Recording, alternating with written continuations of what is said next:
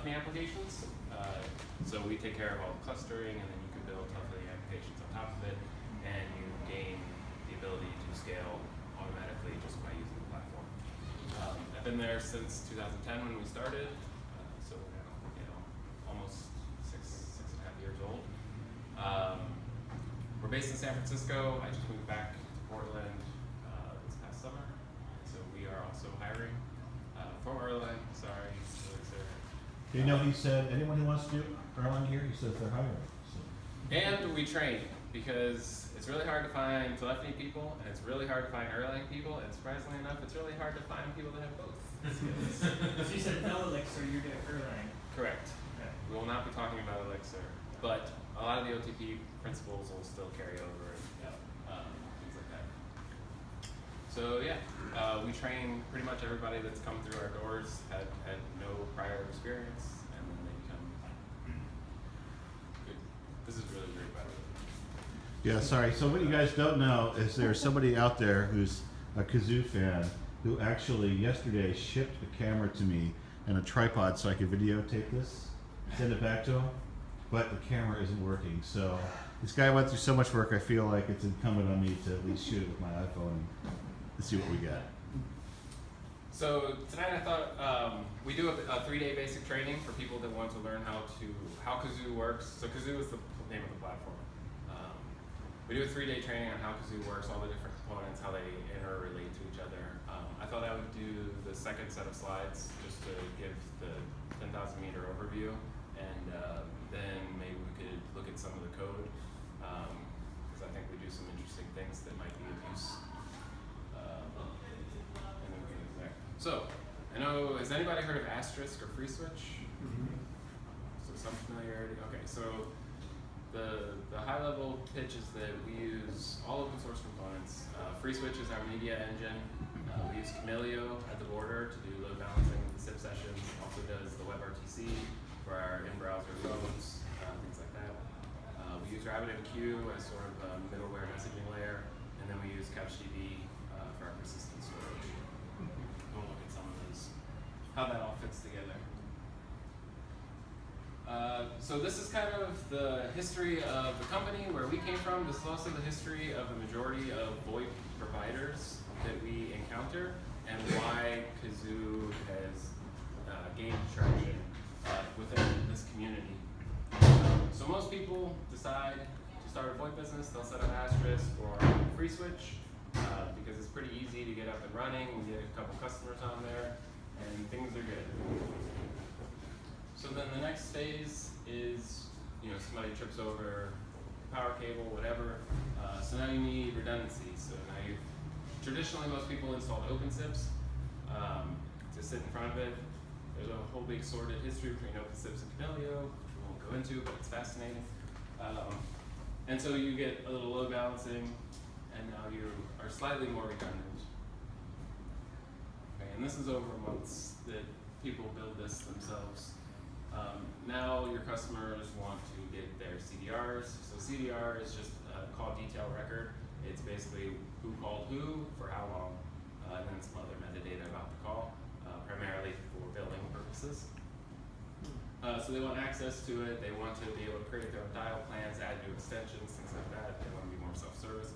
So now you have to build a web front end for them to get access. All right, so you can see that the complexity of this ecosystem is starting to get bigger and bigger, and you are getting further and further away from being a VoIP provider. Okay. So then the next thing is your data center goes down. We've seen that even Amazon and Google can go down. So there's nothing, so you have to be geo-redundant, you have to be located in multiple data centers. Right, so now you're basically mirroring what you did in the first data center and the second one. And there's all these amazing hoops you have to jump through with telephony to make this actually work. And so good luck, right?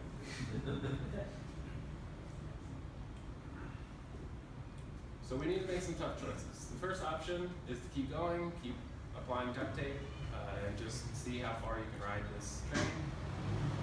It is fully customizable and unique. So you can offer things that maybe your competitors can't, but everything is learn as you go, which when you have paying customers is not necessarily the greatest strategy. You can buy something. There's lots of carrier grade platforms, lots of people that will sell you something. How good it works is debatable, but you at least have a known quantity in your hands. But again, no differentiator with your competitors, and like any big company that you buy from, good luck getting their attention for custom features or new development.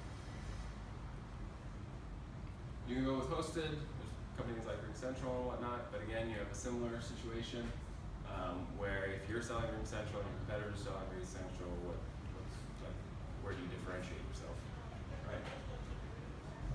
So that's where we think Kazoo fits in. As telephony engineers, there's this whole subset of problems that we all deal with, right? SIP and all of its wonderful quirks, RTP and getting media, customer firewall, right? All this stuff is common. There's no magic to delivering phone calls these days, right? It's a relatively solved problem. So there's no reason for us to keep reinventing how we do this. So let's collaborate and coordinate through Kazoo to do that. And then with Kazoo having all of our APIs, these building blocks, you can then create the differentiators that make sense for you, for your vertical that you're targeting, etc.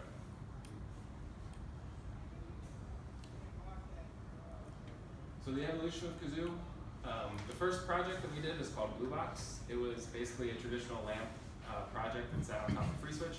FreeSwitch has these gnarly XML files for configuring it, so Blue Box was a web interface to make that easier.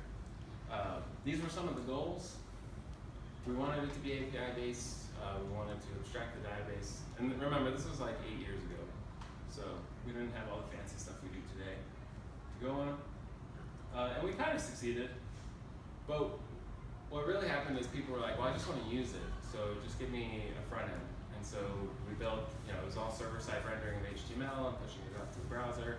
It was really Ajax. There was some nasty long polling, but there really wasn't much interactivity between them. We used Doctrine to kind of hide whether you use Postgres, MySQL, SQLite, but in practice, pretty much everybody did MySQL, so there really was no benefit from using an ORM, only slowdowns. But it did actually a pretty good job. The distribution of config, I have a contention with Darren, our CEO, on this, because the distribution primarily was like nasty rsync scripts. So distribution of configs. But it worked. A lot of people used it.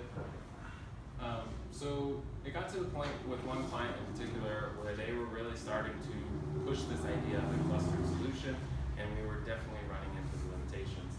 Like when you save a voicemail, when somebody saves a voicemail to FreeSwitch 1, and you see your little light come on, and you call in and get routed to FreeSwitch 3, and your voicemail's not there, like, that's weird. That's not an experience that most customers like.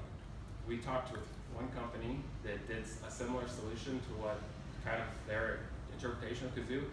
They just delayed, it's called an MWI, message waiting indicator. They delayed the MWI until your voicemail had been replicated around the cluster of FreeSwitches. So somebody would leave a voicemail and like 3 minutes later, 4 minutes later, your MWI light would go on. So that was their solution. We're like, well, that's probably not a good user experience.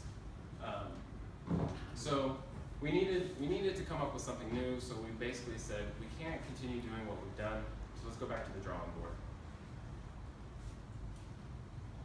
Fortunately for me, Darren and Carl, who's our CTO, had just heard about Erlang.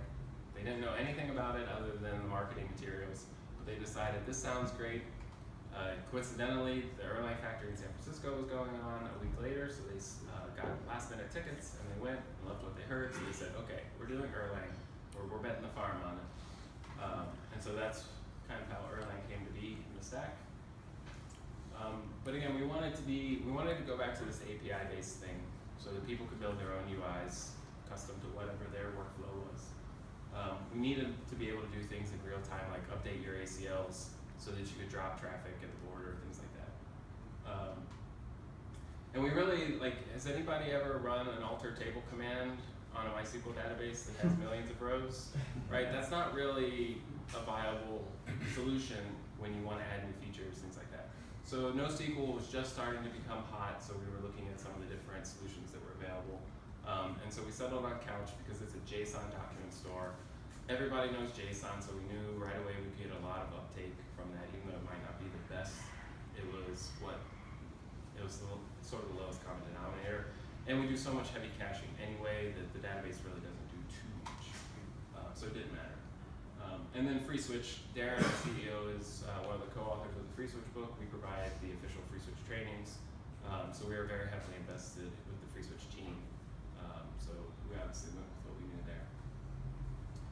Some of the other things that set us apart from other solutions, we are internationalized from day one. Pretty much all solutions are US based, and they kind of try to tack on later internationalization. And it is a terrible experience, and not many people use solutions based in the US outside of the US. With Kazoo, we knew we wanted to reach an international market, and so everything from the prompts can be internationalized, all the number handling is internationalized, things like that.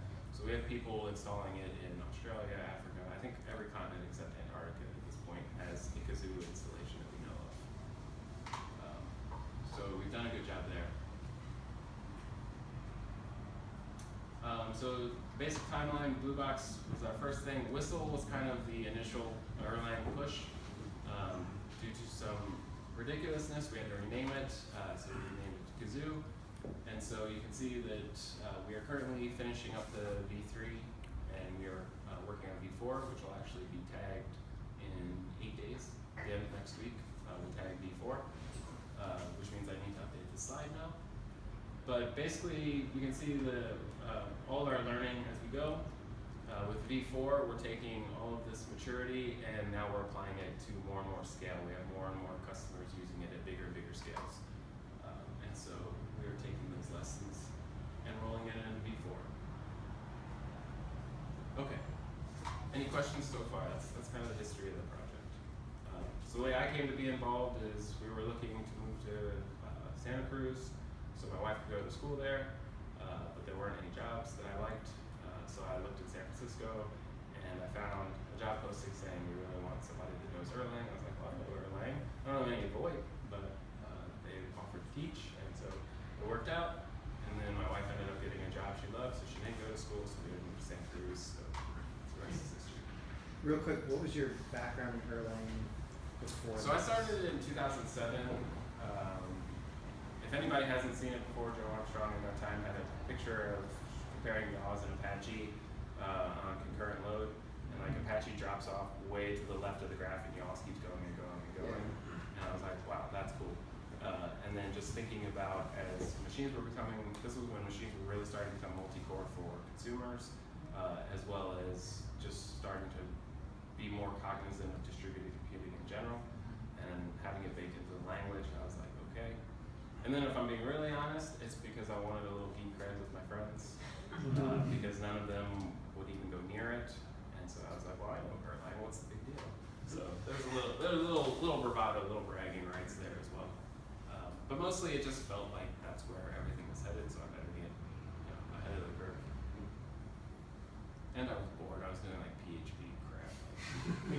No, I was seriously like maintaining. If I had to maintain one more custom Joomla installation or write a new WordPress plugin, I was seriously going to shoot myself. So bored. Yeah. Anyway. So this is a general topology of what a cluster might look like. So the vertical boxes, the black boxes represent what we call zones. So typically these are geographic zones. So this might be West Coast, Midwest, East Coast, right? So you can be close to where your customers are. It could just as easily be US, Europe, Asia, what have you, Latin America. Within them, you have your SVCs, which in our case is Camellio, and you can run, obviously you want to run multiple in each zone, so that's why you have the replicated boxes. They then round robin amongst the media servers, which in our case is FreeSwitch. Again, multiple of those. And then you have the application layer, which is Kazoo. And then the only thing that reaches across the zone boundaries all the time is going to be Couch with its replication. On the right, you have your services and service providers, like your upstream carriers and 911, things like that. And then on the left, you have all of your different customers and how they connect to struggle with how to represent this. As you can see, we have another one. So your phone would connect to the SBC, which would relay the SIP to the media server, which would send a distributed Erlang message to our low-level call manager, which would then create an AMQP message, which would get processed by the applications, which would then publish back on AMQP, which would then go back over to distributed Erlang, which would then go back to SIP. Okay? So that's the kind of general flow. And then the REST server, obviously, is just HTTP and JSON, and that's pretty easy. So we were doing microservices before they were cool, before they were named. So all of our applications are very small. It's the Unix philosophy of do one thing, do it well. So all of our applications are very specific in what they do. So the registrar application looks up credentials and sends the appropriate response back. And that's all it does, right? Nothing too fancy. So all of the applications are designed to be run in parallel, so you can have multiple registrar applications running on each application server. They are OTP applications as well, so they conform to all that. We can do hot code loading and all that kind of stuff. So we have sort of the front-facing stuff like call processing, API servers, WebSocket interfaces, and then we have these back-end services, which would be more like taxation and billing and rating and things like that. But again, it's the AMQP and Rabbit that kind of binds everybody together from a business logic perspective. Everybody talks over AMQP. Okay, so that's where the presentation ends, and we actually start installing Kazoo. Any questions so far? Do all your microservices use the same data store, or they're separate?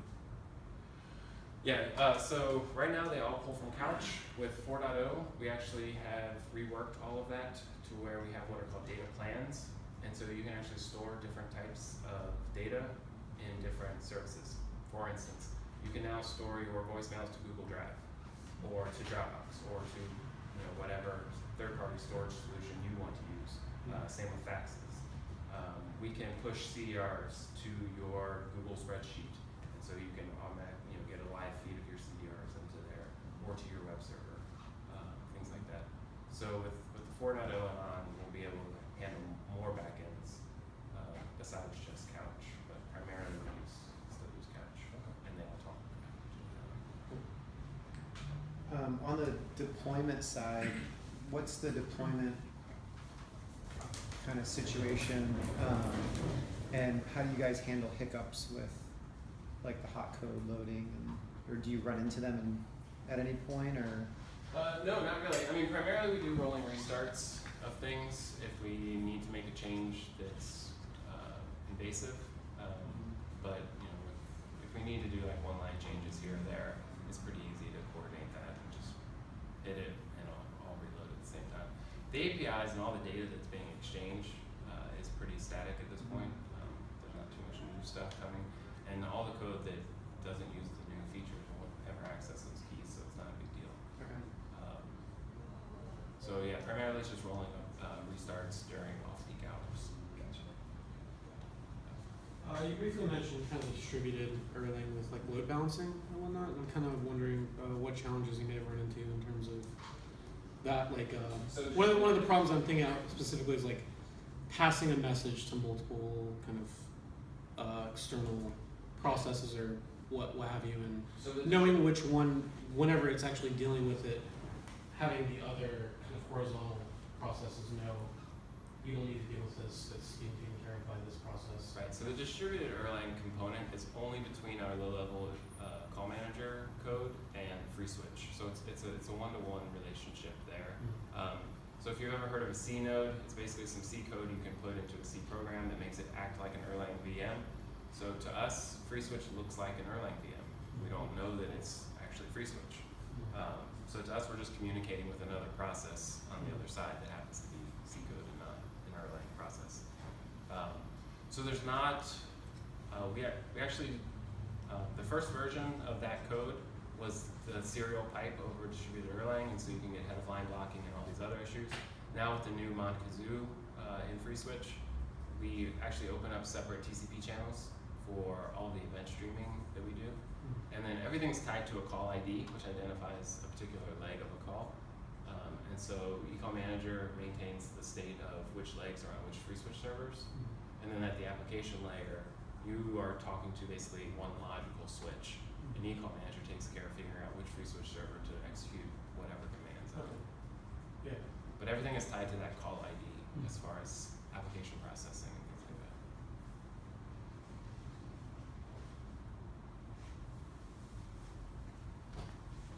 Okay. What else? It's a multi-tenant system out of the box. So we have a basic tree structure. So you can have resellers of resellers of resellers. Our primary business is a hosted platform, and so we maintain the cluster, and then you resell the services, provide tier 1 support, and we give you tier 2 support. We also do infrastructure as a service, so if you have your own infrastructure, if you have HIPAA compliance issues, things like that, we can install on your own servers, do things like that. I think that's the gist of the sales pitch anyway. What else? Okay. So Yeah. how does like, I don't know anything really about like telephony, Okay. Yeah. but I do know that there's other products out there. Who's seen an HTTP packet before in all of its raw glory? The headers and the body. No. Okay. So if you've never seen an HTTP packet, you've seen a SIP packet. The SIP designers basically said, well, what do we know? Well, we know HTTP. Why don't we use that? We know email addresses. Well, why don't we do phone number at realm? That's a SIP URI. Okay. So there's a lot of reinventing. Like there's nothing really truly novel about SIP. The only difference between HTTP and SIP is that in HTTP it's request response, in SIP it's dialogue. So I would send you, so whereas you have get, put, post, delete, patch verbs in HTTP, in SIP you have invite, register, subscribe, notify, right? But they're basically the same, similar concepts. So I would send you an invite with the phone number I want to dial, some other meta information. And then in the body would be the SDP payload, which is me telling you where to send your media, your audio stream. Okay. So I would give you an IP and port to send audio to. That's where I'm listening. And then you would do whatever you are. You would give me maybe a 100 trying, 180, and then maybe a 183 session progress. So now I can tell my phone to start ringing, Okay. things like that. And then you would send me back a 200 OK or a 404 user not found, right? Okay. There's a lot of similarities with Okay. what we're already dealing with. At which point that 200 OK would have an SDP for me to send you audio. Okay. So what happens in practice, so you can go peer-to-peer like that. What happens in practice is FreeSwitch sits in the middle, right? So I would call FreeSwitch, and then FreeSwitch through Kazoo would get instructions and then bring you with an invite. So I send an invite to FreeSwitch, and then FreeSwitch sends an invite to you. Eventually you say 200 OK, and then FreeSwitch tells me 200 OK. So you have two independent channels going on, and FreeSwitch is sitting in the middle. So it can do transcoding, so if we don't have the same codecs, it can transcode that. It can put us into conferences and do the muxing of the audio and video, Okay. things like that. Detect DTMF, touch tones, things like that. Okay. Record, obviously, default recording, voicemail, Okay. stuff like that. But what we can do, because we have control of the whole cluster, is we can actually programmatically move channels based on geographic, we can do GeoIP where you came from. If you got routed to a West Coast server but you're in New York, there's no sense, like all of your packets are crossing the country twice, right? So there's just, let's just move you before the calling gets set up. Let's move you to a New York base or something that's closer to you geographically. Okay. If a conference has already started on this FreeSwitch server, we can move, and you get round robin to this one, let's move you, automatically over to the new one. And that's all hidden from the application layer, right? So that as an application developer, you don't have to worry about that kind of stuff. So the sort of pathological example is transfers. So if I'm talking to you, right, there's two legs involved. There's the A leg, me calling FreeSwitch, and then FreeSwitch calling you, okay? If I initiate a transfer, my phone actually starts an independent channel. So now there's a C leg, and then there's a D leg maybe to Steve, because I'm gonna transfer him to you. Okay. So this is what's called an intended transfer. So basically you get put on hold, and now I'm talking to Steve. I say, Steve, this guy wants to talk to you. I don't know, he seems sketchy. Do you want to? And you're like, yeah, put him through. A sale's a sale. Right? So You know me well. so I hang up. So now my A and C legs go away, and your B and D legs get bridged together, and now you're talking to Steve. Okay. Okay, so that's how a transfer works in theory. Okay. With a distributed system, that C leg, so if I hit the SBC and get round robin over here, Mhm. and so we're talking on free switch 1, if my SBC sends me to free switch 4 to talk to Steve, as soon as I hang up, there's 2 independent channels that don't know about each other, so now Mhm. you're both talking to dead air, and that's not a good experience. It's called a nightmare transfer scenario. Literally, it's called nightmare transfer. So you can imagine. So this is what I'm talking about when you're building something homegrown, right? You suddenly are like, why are transfers working? But it's only sometimes, right? Because sometimes you get round robin to the right server, especially if you only have a couple, right? So it's these like weird bugs that don't always happen. And you're like, well, it sometimes works, so it's probably a customer fault when in fact it's your fault. So with Kazoo, we can detect this nightmare transfer scenario and programmatically move this channel that I just spun up over to this server and then contact Steve. And so now, as soon as I hang up, you guys are bridged together as expected. Okay. The other cool thing we can do is what we call big conferences, so you have a conference Did you focus. say bit conferences? Big. Oh, Big. I thought it was like Bitcoin, bit conferences. No, that would be cool. That's Um, version 5. That's Yeah. okay. So we can do things where, currently with FreeSwitch, you start a conference on one server and it does all the audio muxing, and that works great, and you can scale. It's basically limited by your hardware, so the bigger the machine, the more participants can be in the conference. But for instance, if you have a shareholders meeting and you want 20,000 people to call in, and only the president to be talking and giving his address, right? We can do what's called a big conference, where we start conferences on other FreeSwitch servers, and everybody gets round robined among those FreeSwitch servers, and then they mesh together. So there's an audio bridge between each conference server, and then the president is the only one speaking. So there's actually not a lot of work to be done. It's basically just resending all these RTP packets all over the place. Okay. But it lets us scale conferences in ways that FreeSwitch can't do by itself. And it's not really something that anybody else can do, because there's only so much hardware. And if you're only spinning it up for this one address once a year, right? You don't want to buy this mega huge server just to do one conference once. So we can distribute these kinds of loads across all of our servers, and make it so that it's not that intense Okay. to do. On the servers, do you guys run hardware, or do you have like a cloud offering? Yes, we do a hybrid approach. Okay.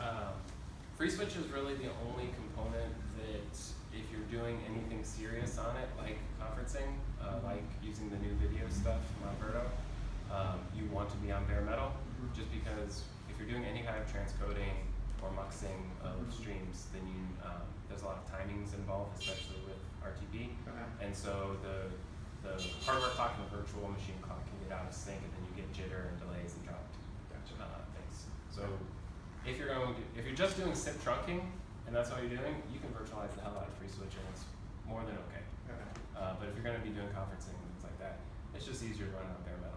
All of the other components we run virtualized right now. We don't run any of them on bare metal. Okay. We have one customer that has a 2-server cluster that is huge. Both servers are ginormously big, and they have well over 40,000 registered endpoints on it.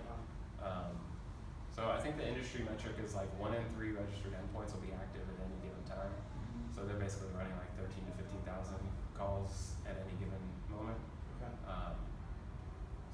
And they're doing that on 2 beefy servers. We take the approach of scaling horizontally, so we would rather have lots of commodity hardware, so that you don't have like a stampeding herd effect when one goes down. Right. But yeah, we have yet to need to not virtualize. That was weird. We haven't yet found the load where virtualization impacted Kazoo, impacted AMQP, things like that. Okay, cool. But FreeSwitch definitely runs on bare metal. Okay, cool.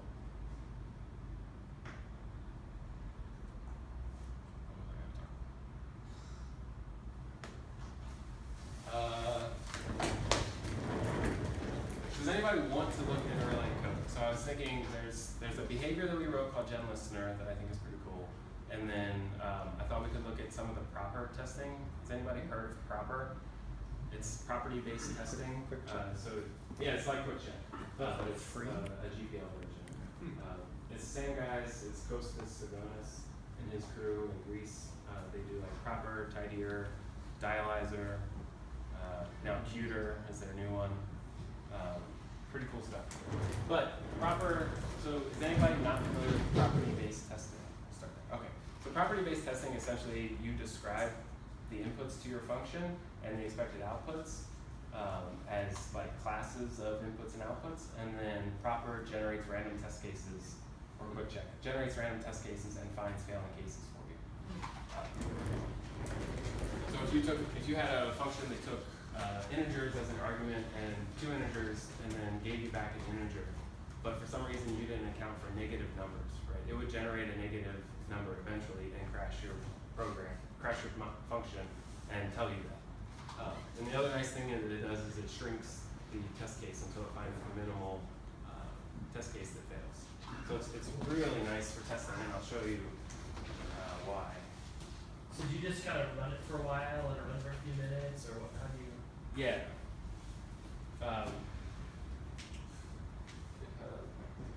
So like I said, we are open source. The developers, we all push for open source. So Kazoo is completely there for you to download RPM packages. We're working on DPM packages for Kazoo 4. It's all there for you to use. You don't ever have to pay us a dime. No big deal. If you have Van Plus, it'll zoom in much. Oh yeah. Let me find the flower fast and I'll zoom it in. So Someone show this guy how to use a Mac. Okay, he's doing it. I do. Okay. So AMQP, just real fast, has this concept of you bind for a routing key, where you use the dot as the delimiter. So this would delimit. So module.init would be a 2-segment routing key, and then there are also wildcards. You can use star, which will match one and only one segment, or you can use the hash, the octothorpe, or whatever you want to call it. And that will match 0 or more greedily. Okay, so there's all these fun things. So then you would publish with your, this would be your binding key, and then you would publish with a concrete routing key, and then based on your binding key, you would either receive the message if it matched or you wouldn't. Okay, so we did something similar for an internal routing engine, where modules can bind for specific events, kind of like a plug-in architecture.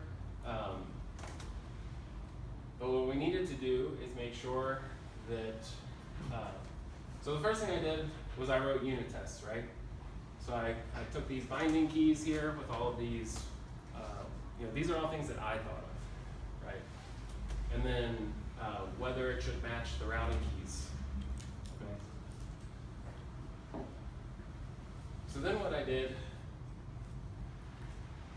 is I wrote the proper tests, and I'll bury the lead because these were all proper tests that were found, just generated for me. I didn't come up with these myself, but I made them as unit tests just so I could show what proper can do for you when you figure out how to use it. And the story behind this is these first 4 were found in sort of the first day of using the proper test once it was up and running, and I felt confident it was actually finding bugs. So I fixed those quickly. And then we would run it 1,000 times every time a pull request was issued on Travis. Right? So these unit tests are getting run all the time. Months were going by without a failure, and we were feeling pretty good. Until like 4 months after this one popped up. And I mean, that's a completely pathological, no human would ever use that in an application, right? No, that's stupid. But it was a place in our code that wasn't correct. And so we were able to fix the code and have more robust processing. So high level, because I don't want to. So basically you say for all paths, and so you can have some kind of pattern here, and then you have these generators. So this basically says for all paths, this generator generates 3 types of paths. It generates the pattern, the expanded, and the expected. Basically, it takes the pattern and the expanded and says whether it's expected to succeed or not. So we essentially rig the deck and we say, we know this one should fail, we know this one should succeed. That's what our generator's expanded paths function does. And then when it fails, it just prints out the failing test case. And so then you can go through here and I won't bore anybody too much because this one's actually pretty involved. But it just goes through and it creates wrong and right versions of each path, etc. But it's all here, and I tried to comment as best I could so that other people could come in and read it. But that's kind of the idea. What's Thomas's last name? Which Thomas? From Quivik. Oh, I wouldn't know off the top of my head. There's a very nice gentleman named Thomas something who works for Quivik, who are the makers of QuickCheck, which is like the paid version of property-based testing. But he's been giving a lot of talks, both for Elixir and Erlang, on how to do property-based testing. A lot of YouTube videos. He does a very good job of explaining things. Highly recommend looking for it. So the other one, so sure, testing functions is great, but wouldn't it be great if we could test servers with state, right? And as it turns out, you can. So we have a concept in Kazoo called a token bucket, where Thomas Arts. yeah, that sounds right. We have a concept of a token bucket that we use for API rate limiting. Basically, your bucket starts with X number of tokens.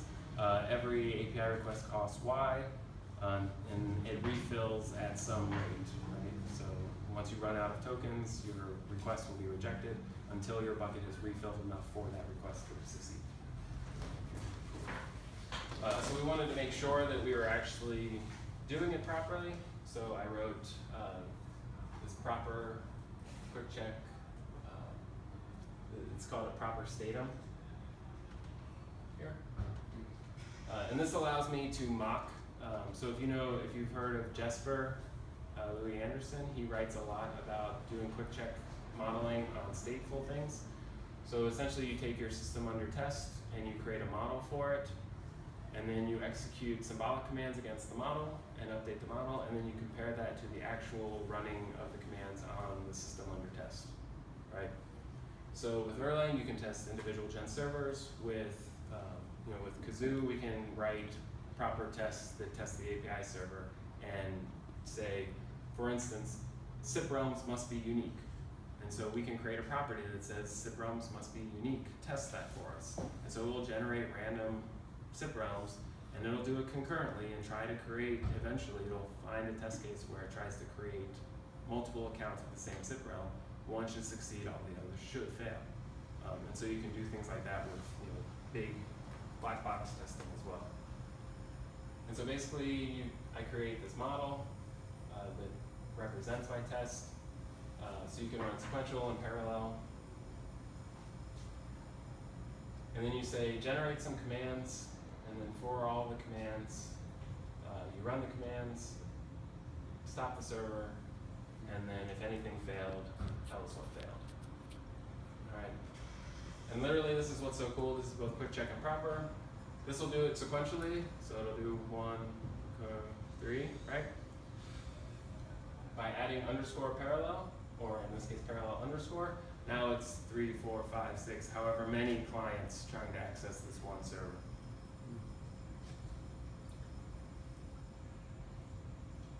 And I really didn't have to do anything other than that, which was nice. So your command function, in this case you take your state, the current state, and so you can break out the types of commands, right? So if my state initially is okay, that means my server hasn't started.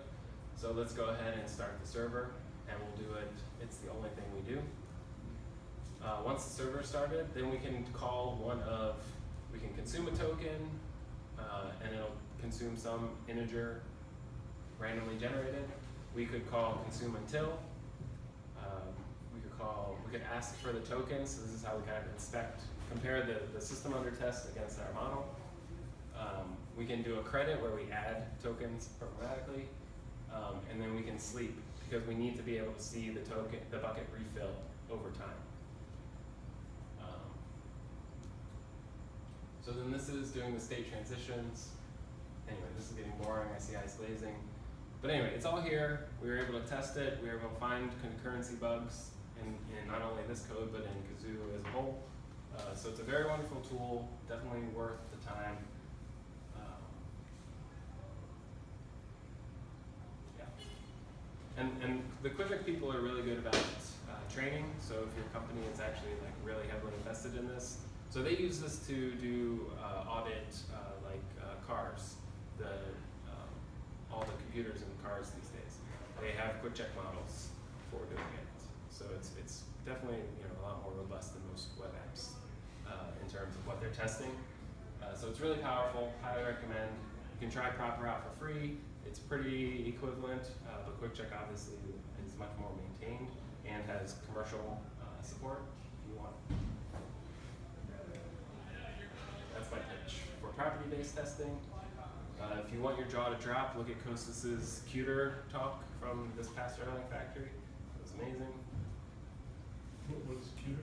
Cuter is their implementation of what do they call it? Concolic unit testing, which is a portmanteau of concrete and symbolic. Because you asked. Concolic. My mind is already blown by this. Yeah. So with the proper testing, like how long do you run? I mean, how long would a test run? However you long mentioned like it just with like Travis CI just automatically with. Yeah, so with Travis CI, right, we don't want to just be running one test for forever and Right. blocking everything else from progressing. So that's why we had such a low threshold.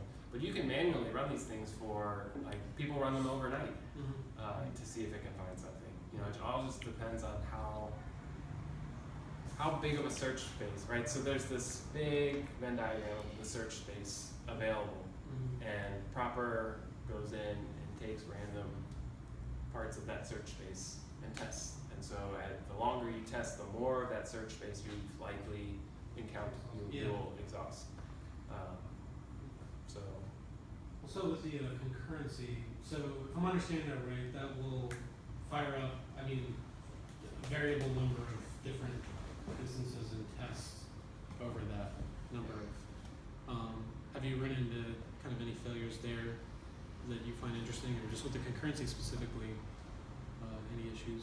The biggest issues were the timing of consuming tokens versus the refill, and just finding where there were races of had we refilled and then consumed versus consumed and then refilled, and just making sure that was all happening in an orderly fashion, especially when you have multiple people. Like if two people are on the same network, they're coming from the same IP, and we tie token buckets to the IP address.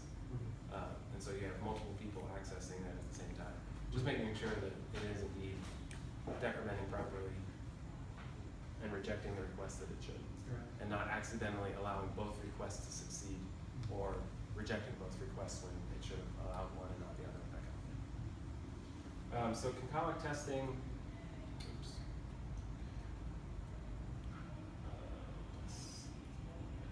is this idea that you can take the code, so they give you this function, and they say, okay, we can eventually get to that assert 0 error case, and then on the right, you can see it builds this sort of symbolic tree of the decision making, and it says, okay, if this input to X made me go down this branch, if I do not X, I should go down the other branch. And so that way you can start to get all the sort of fully automated testing. So you have unit testing, which is very manual. You have to write each unit test yourself and hope you covered everything. Property-based is semi-automatic. You describe the properties of the system and it generates random tests. Concolic testing is fully automated. You don't do anything. And the spoiler alert, the jaw-dropping part of Kostas's talk is when it starts generating anonymous functions, just randomly, to test a lists map implementation. it was just like, blew my mind. It was awesome. Okay, so Gen Listener is how we consume AMQP payloads and then distribute them to workers. So the whole idea is that at the application layer, you shouldn't need to know that it's AMQP under the hood, so the Gen Listener hides all of that work for you. So essentially, you specify your bindings. In this case, it's a module called like WAPI dial plan, or let's say WAPI call events. So if I'm interested in call events, I would specify the WAPI call events, and then in the prop list, I would include the call ID I was particularly interested in, and now I would receive call events related to that call. I would then define a number of responders, and then based on the event category and name of the event, those callbacks would get called in spawned workers. With AMQP, you can have named queues and have multiple consumers, and AMQP will round robin amongst the available consumers, so you can get nice load balancing that way. Or you can do sort of randomly named queues where you're the only consumer, and so then it's a one-to-one thing. So we can use that to our advantage when we, for instance, want to do voicemail to email. We don't want to send multiple of those, so we have one named queue and multiple of the teletype application listening on that queue. So when a voicemail gets saved, it goes into the AMQP queue and then gets round robin among any available teletype applications. Conversely, if you have call flows and the CDR app listening for call events, right? You don't want to round robin your CDR event between the call flows to know to hang up and the CDR app which knows how to bill, right? So each of them creates an independent queue with a proper routing key so they each get a copy of the message.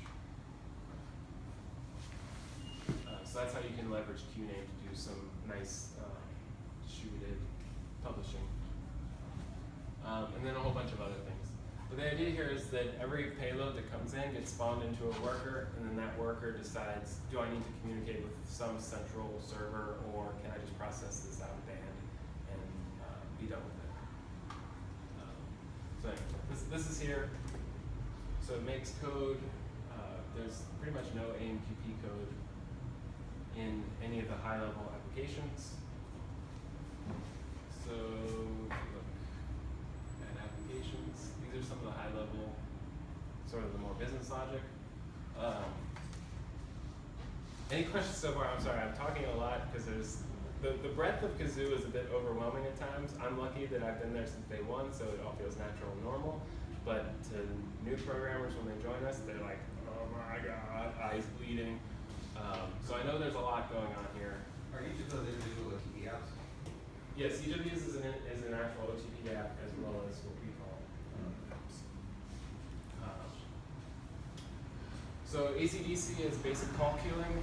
So if you want to have call queues, that is a community-supported application. We don't do any active development on it, but there are several companies that use it extensively and contribute patches back upstream. We have our own that we are currently working on called Cubicle. That should be released in about a month.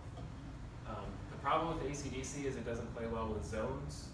So if you're running a lot of zones, it's not so great when you have an agent in one zone and a customer calls into another zone. It doesn't really work so well. They've kind of like inelegantly made it work, and that's great for them, but we didn't want to support that, so we built something with federation in mind, with the zoning.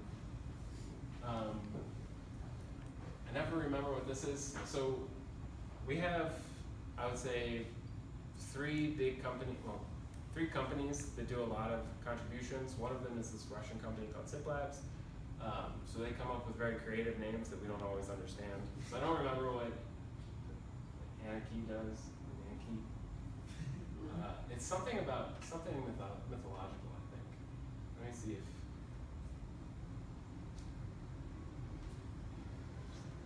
This is a complete tangent. Maybe he doesn't explain what it is. Oh, this one is where you can sit on. No, that's different. Oh, this is like cron based stuff. If you want to do cron jobs. Anyway.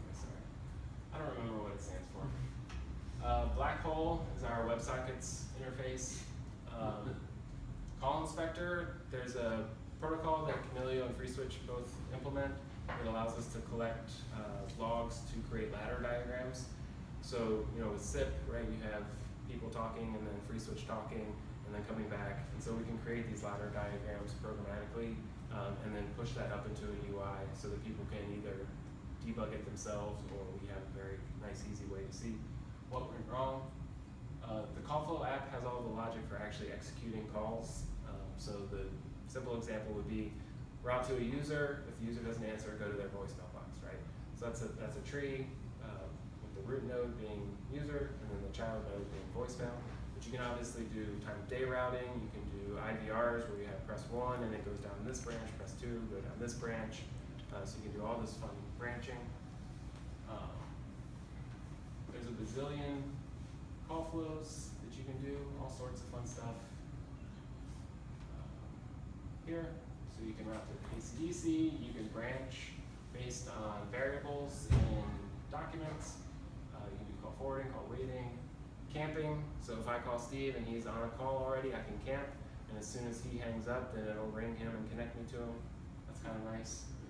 There's lots of caller ID manipulation. There's lots of these like collect E2MF. So this would be like if you want to do something like Twilio, you would use these types of things for more granular control of a call. What is the DTMF stand for?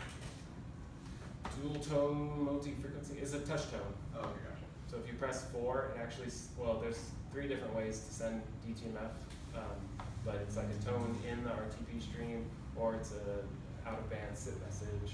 There's a couple different RFCs. But anyway, we just call it DTMF, but it's just touch tones. I know, that's the other thing about VoIP. There's so many acronyms. I'm not even kidding. Everything's an acronym. And there's different acronyms for the same concept. And our CEO, I was telling somebody yesterday, our CEO has been in the industry for so long, he can tell you where your work history based on which acronyms you use. He's like, well, you probably worked for Alcatel-Lucent because you called it a PRI card instead of a TDM card. And which actually builds a lot of rapport because a lot of the managers now are people that worked on the old school telephony systems and they kind of look at VoIP and I don't know about this newfangled telephony stuff. But when they see him have an appreciation for where we've been and where we're going, it smooths a lot of issues. Anyway, there's lots, like I said, it's all about building blocks, right? So at the low level, we have building blocks for programmers to make it easier to write apps in Erlang. Everything's JSON and AMQP or HTTP, so it's all language agnostic. So we have people that write their own registrars in C# and talk to their LDAP server for authenticating their users and things like that. Totally fine. We want this to be as open and as usable as possible. We think our stuff is pretty damn good, so we don't expect a lot of people to rewrite what we do, but certainly adding more functionality is the idea. So anyway, tons of stuff here. So could you guys record calls? Uh-huh. Okay. Yeah. And we can push them all over the place. Jim's like, yeah, we can record calls. What can you do? What can't we do? Well, I mean, I've got a pull request for world peace, so there won't be much under review. We're on it. Do you have a question? Yeah, I was wondering actually, kind of tangent from that, or related to that actually. It's like the decoding stuff and like a lot of the audio and video stuff. How is that working? Like, are you doing all that in Erlang, or do you have kind of another language like C or something a little more low level that you're kind of interfacing over like ports? Or? So anytime audio or video is being processed, it's being done by FreeSwitch, and so that's all written in C. We don't deal with the individual RTP streams in Erlang ourselves. Erlang's that's not really its jam. What we do, we've basically abstracted the control plane, and so we use FreeSwitch and Camilio to drive everything, but Kazoo makes all the decisions about what to do, and then it instructs FreeSwitch and Camilio on what it should be doing to make that happen for us. Actually, I don't know that FreeSwitch and Camilio, what they do differently. Yeah, so Camilio initially, well, first we started with OpenSIPs and then we went to Camilio. Like I said, there's a whole big sort of history there. But Camilio does SIP load balancing for calls where we need to take on the media. It also does registrations where we go direct Camilio to Kazoo for doing registration lookups and things like that. It also handles presence and BLF updates. So if you have a phone and it has, like, a secretary might have the sidecar with all the different lines, and they go red when the lawyer is on the line and green when he's not. Those are all BLF lights, busy lamp field. Again, acronyms. Yeah. And so we handle all of this presence information in Kazoo, and we tell Camilio when to send the notify packets to turn those lights on or off or blinking or whatever. So that's all done. Basically, anything that's SIP only goes Camilio to Kazoo directly. Anything that will probably require media processing, which is basically just phone calls and conferences, goes to FreeSwitch. And then Camilio is just a load balancer for that. But then we do other things where we pin registrations to different FreeSwitch servers, so that we can do things like, there's call parking, right? So if you call me and I'm a Walmart employee and I need help in the sporting department, right? I can park the call and I'll get on the intercom and say sporting department, line 4, or slot 101, whatever, and then they go and pick it up. So we can do, again, it's similar to the Nightmare transfer, where if we park the call on FreeSwitch 1 and you call in to pick it up on FreeSwitch 3, then we have to do all this weird redirecting, and there could be delays in making that happen. So now we can, we've sort of optimized that particular path, so that when a call comes in for that parking slot, we know exactly which FreeSwitch server to send it to, things like that. Cool. Any other questions so far? Crossbar is our API server. CCCP is another Russian guy. And that's for calling cards. If you wanted, apparently calling cards are still a thing outside of the US. So if you wanted to write a calling card platform, you could use CCCP to do that. The CDR app just logs CDRs and does some data massaging. Conferences, manages conferences. Crossbar is the API server. Doodle is an SMS, MMS server, but it's not like what you would think. So there's, when we stop the recording, I'll talk more about it. Yeah. So Ecom Manager is the low-level sort of clustering layer on top of FreeSwitch. So it's what does all the bookkeeping about which calls are on which servers and does all the internal redirects to move you to different FreeSwitch servers. So that's basically what hides all the complexity of what's going on down in FreeSwitch and Camilio from the application layer. And that's the only one that has the distributed Erlang connection to FreeSwitch. Otherwise, we don't use distributed Erlang at all. That's all AMQP. The fax app takes care of all types of faxing. You can do email to fax, fax to email. You can send and receive email, faxes as you normally would. Frontier is an app from SIP Labs that does device and user level ACLs at the Camilio level, so you can, and rate limiting. So you can say this device can only make one call at a time, which really helps with people that frequently get defrauded because they put their phone on the public internet. Pro tip, don't ever do that. I don't care what the phone manufacturer says, they are not equipped to handle the public internet. Put them behind that. The Hangups app is mostly just looking for abnormal termination. There's like 3 or 4 Hangup reasons that are pretty much expected. The Hangups app listens for all the others and then has thresholds for when it alerts. So for instance, if you see a lot of progress, timeouts. When I send you an invite, there's timers that wait for particular responses.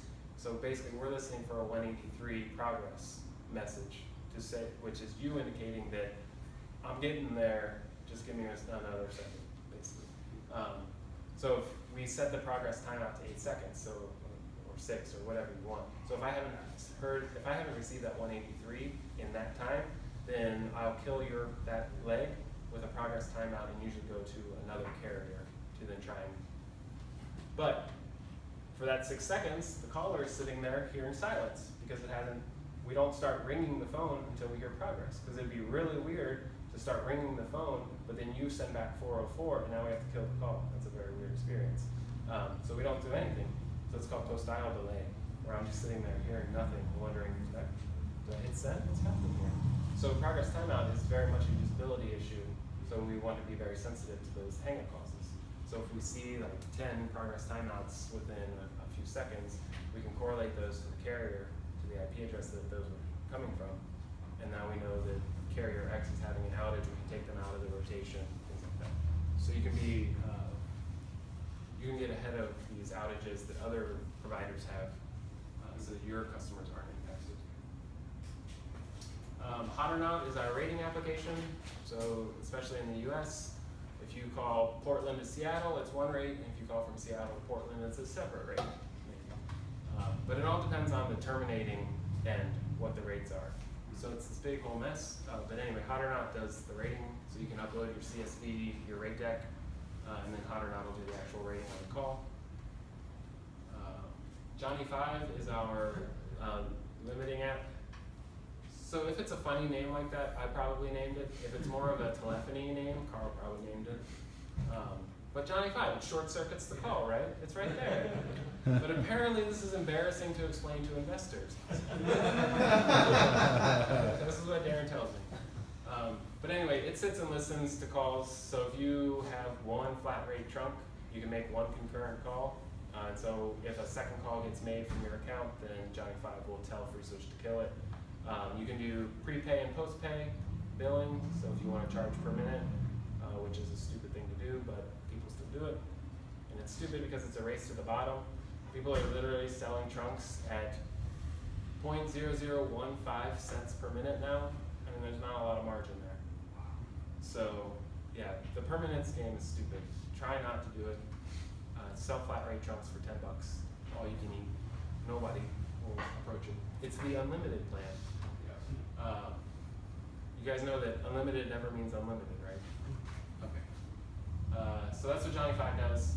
Konami lets us listen to DTMF streams and do things based on those.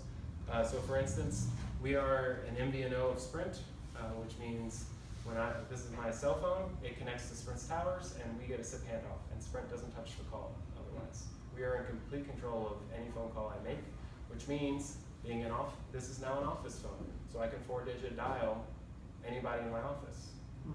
So I can call Patrick at 7902. What I don't have on this is a transfer button, right? I can't do nightmare transfers. I can't do attended or blind transfers. Well, with Konami, I can program *5 and then a 4-digit extension to do an attended transfer for me. So now I can do *57902. Hey Patrick, I've got Steve on the line who wants to talk about mobile apps. You want to talk? Okay. Hang up, and now Steve is talking to Patrick, and I did that off of my mobile phone. The other thing we can do is we can move calls. So if I'm late to the office, I can get on the conference call with everybody, be talking, and as soon as I get to my office, I can hit a star code either on here or I can do a call flow on my desk phone and immediately pick up, and it hangs up.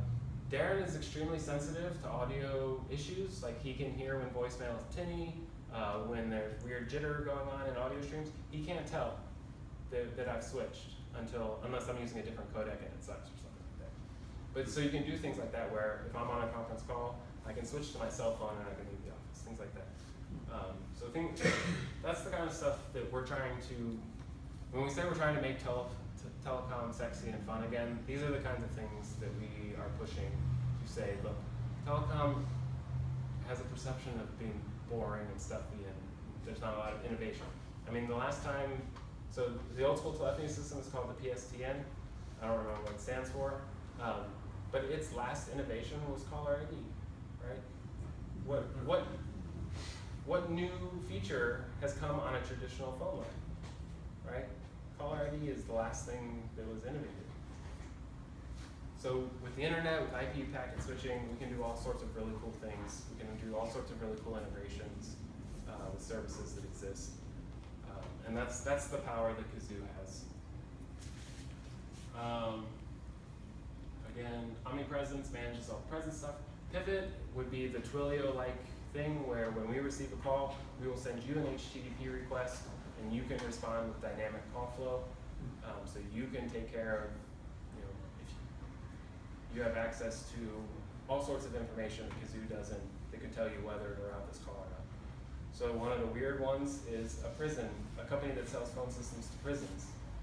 The prisoner has to enter in a calling card thing, and then independently, the company calls whoever it is and says, you are receiving a call from XYZ prison. Do you accept the charges?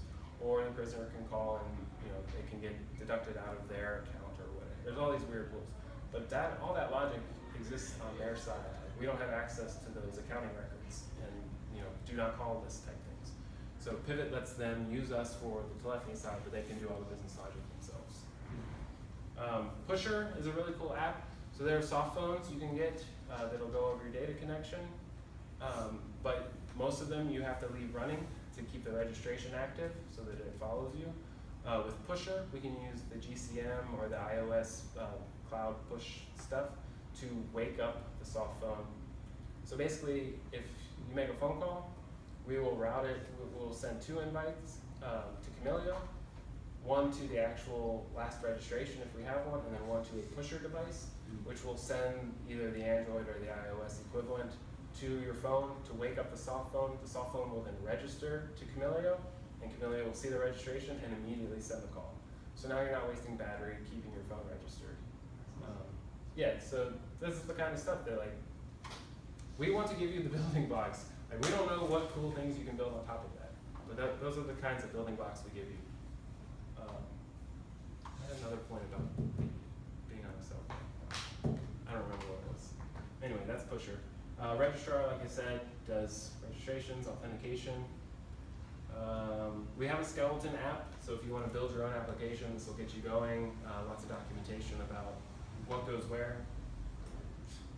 Spy versus Spy is an eavesdrop application. This is typically used in call centers. So if you're a call center agent and you're getting bitched at because you're talking to people that don't want to talk to you, your manager can go and eavesdrop.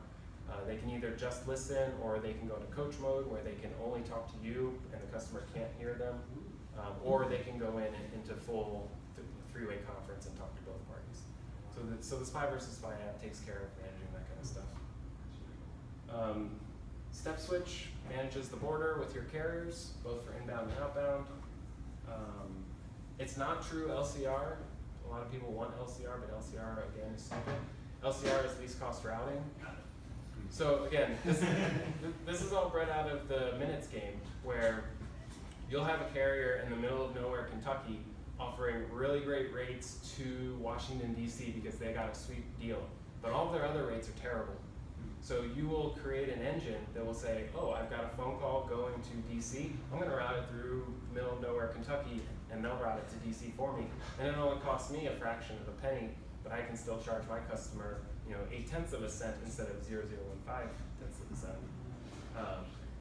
But the problem with that is they're usually reselling. Who's reselling? It's called gray routes. And so you have 10 middlemen in the middle of some of these really cheap routes. And so obviously the latency and the quality is quite poor. So anyway, Step Switch lets us manage the carrier relationships as well as some other good stuff. Teletype is the email notification application. So voicemail to email, fax to email, new user sign up. All of that stuff is generated through this templating engine. The nice thing is that they're all brandable. So because we're the guy behind the guy, we don't want to sell direct to consumers, we want you to. All of these things need to be brandable, and so it's completely white labeled so that you can put your stamp on it, you can customize the text to whatever you want it to be for your customers. Trunk Store is just basic SIP trunking. It's pretty dumb. And then webhooks is just HTTP events out of the system to you so that you can do stuff. Okay, so that's the basic rundown. Like I said, there's a lot here. There's something for everyone. So the other thing that I think we've done a reasonably good job on, has anybody ever seen Garrett Smith's talk that he did at the Chicago user group about writing empathetic, developer, nice code and not being a jerk to other developers? So it's a great talk. He basically shows you this handle info clause of a gen server that's 15 lines long, but it's all this cryptic record manipulation and weird. It's just, it's hard to read and it takes him like 15 minutes to explain what it's trying to do. And then he goes through the process of how he refactors it. And so that really struck a chord with us. And so we try very hard to, I always like to say that our code should read like a novel, right? Non-Erlang people should be able to read our code and get the gist of it. So a good example might be, that might be a good example.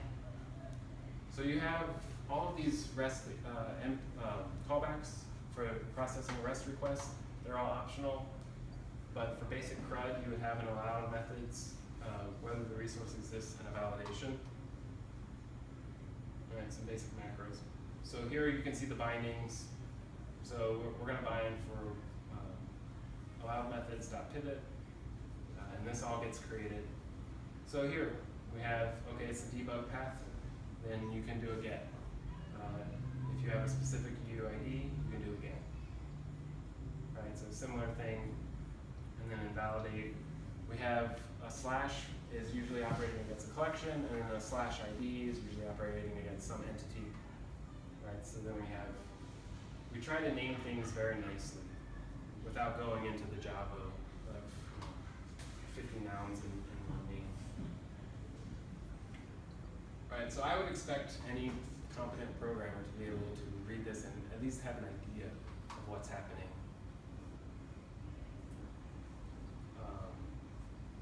Again, we have a CD Scales module.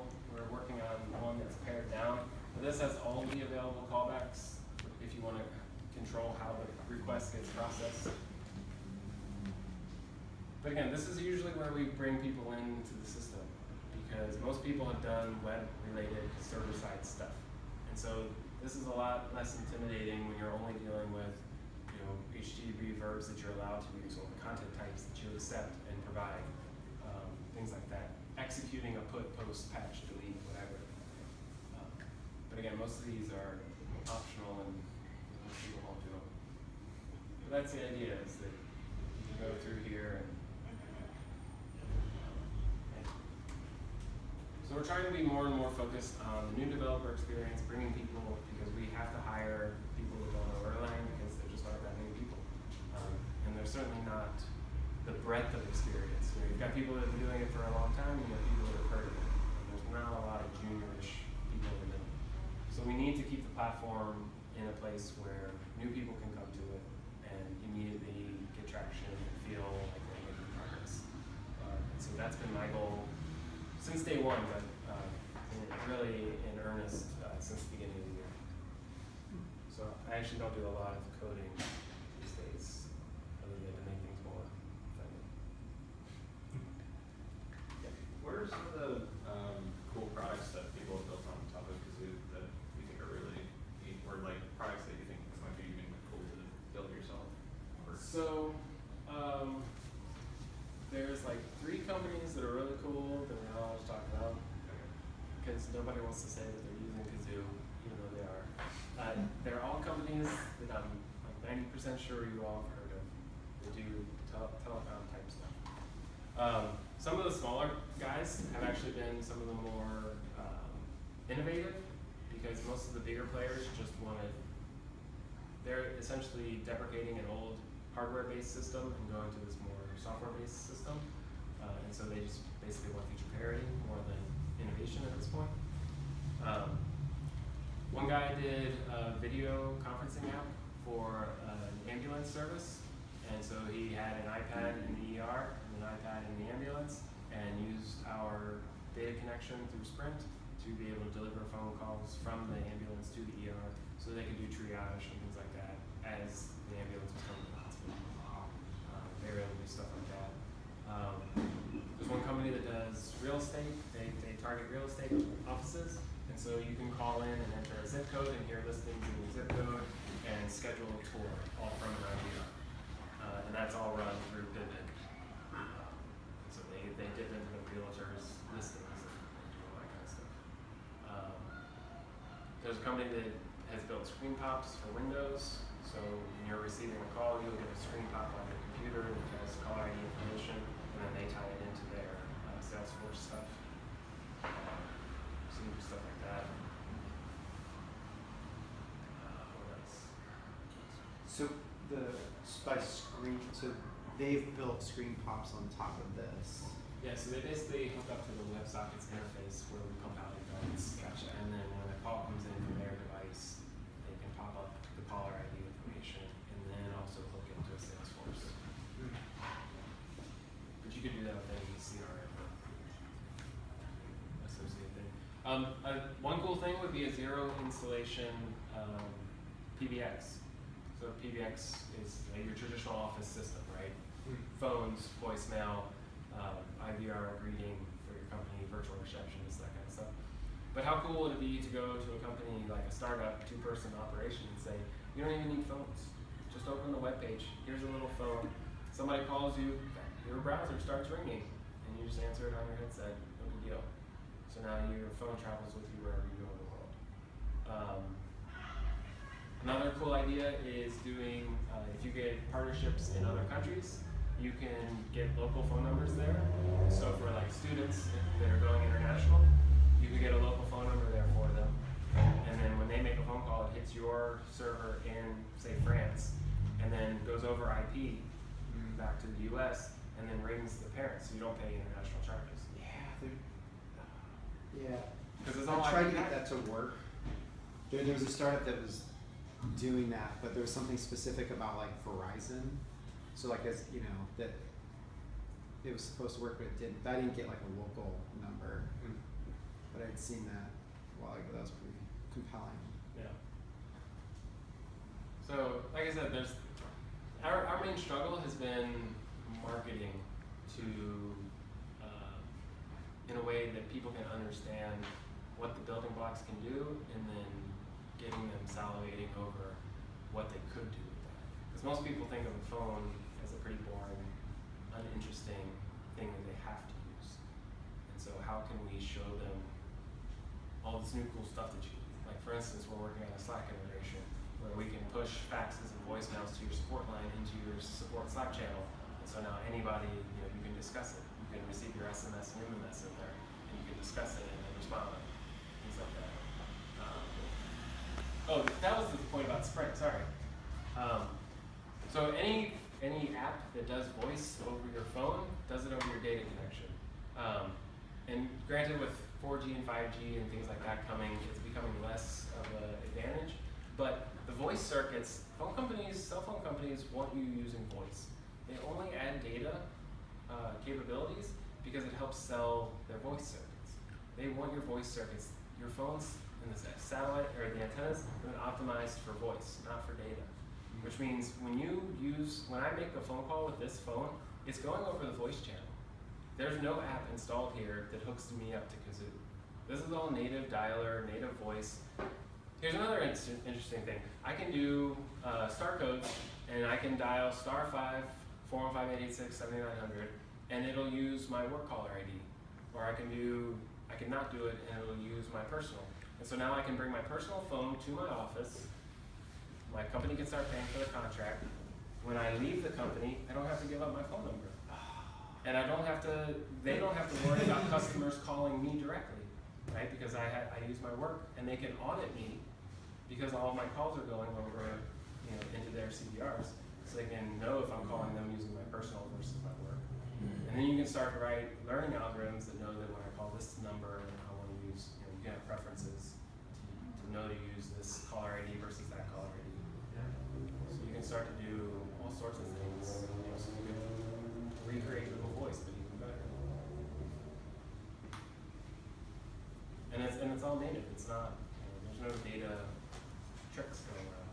So it works without Wi-Fi, without 4G, out in the middle of nowhere, as long as you have voice. So the back end of that Sprint is getting you guys to Yeah, we get a simple invite from Sprint.